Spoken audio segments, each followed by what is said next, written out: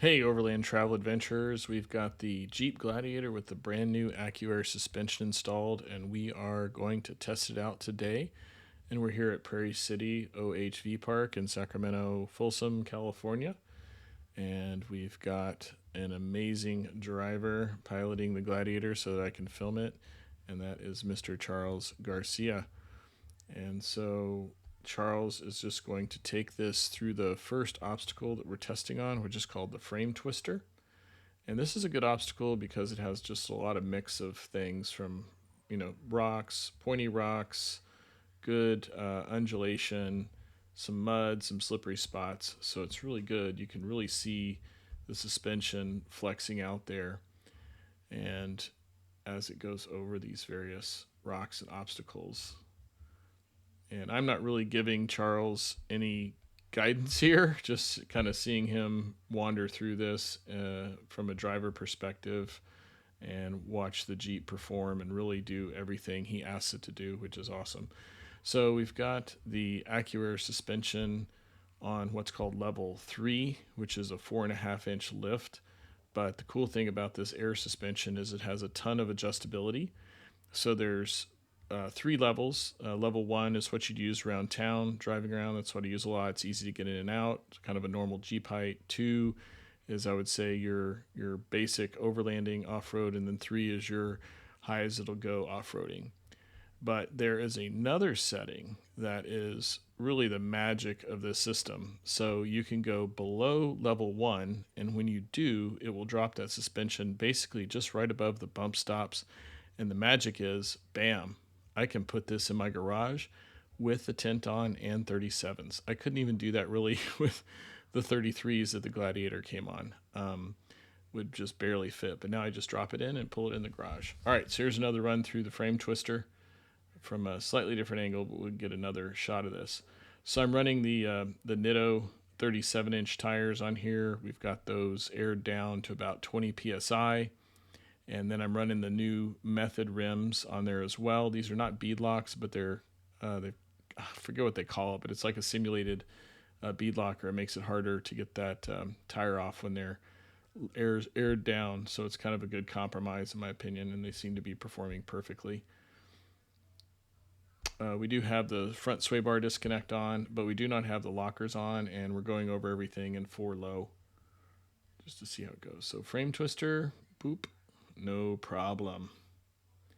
All right, let's go to a new obstacle, and this is called the cat box, and this is a big sand pit that you can play in. It's a good one if you want to play with your winch or practice winching, because you can bury your tires really easily in the sand, and then they've got these metal poles that you can hook up your winch to with your straps and practice your rigging and all that good stuff. It's a very safe place to do that, and then extract your vehicle.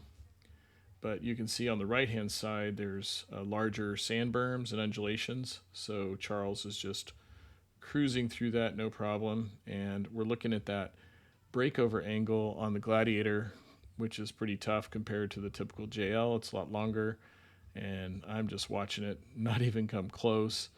I am going to put an armor plate system on the bottom from Metal Cloak, so that'll be going on. I am also going to beef up the axle shafts with chromoly, re-gear it, and right now it's just the current stock Rubicon gearing, so I'm going to re-gear it a little bit.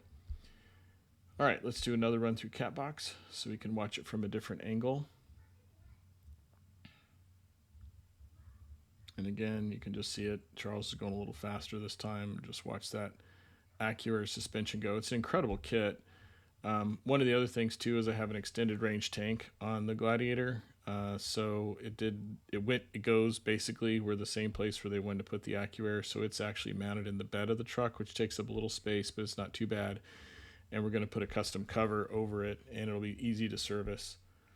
All right, here's another obstacle. This is like a ladder obstacle. This is one of the easier ones, but it's a good test. We are going to run this one with the front and rear lockers on, 4-wheel low, sway bar disconnect, and just watch it crawl up this obstacle. It can get kind of slippery because it's got the concrete steps, but you can see with those 37s and that AccuAir suspension, it just goes right up, no problem. And with those lockers on, it's really no problem. And we can see there's tons of clearance under there, especially on the breakover. And off it goes. One of the other things I love about that AccuAir is it levels the Jeep all the time. So I can load it up with all my crap for overlanding, which is kind of extreme, I'll have to admit. And it'll keep that thing level and solid. And I was having a lot of problems with the stock Rubicon suspension kind of swaying back and forth at about 70 miles an hour on the freeway. So it does not do that anymore. All right, now we're going to do another run up this obstacle without the lockers on and just see what it does. And Charles keeps his pace and gets stuck a little bit, but not really, and just rolls right over even with an open differential. And the Jeep just walks right up. Look at it go. It's so impressive. These vehicles are so cool. And it's just coming up to the top here, hit that last rock, and done. I also removed the spare tire from underneath because you can't put a 37-inch under there. So, all right, well, that concludes that. Thanks for watching. Hopefully this helps so you could actually see that AccuAir suspension in action up close. I'll do some more videos. We didn't have a whole lot of time. We had to do this in a quick run. So thanks for watching. See you next time.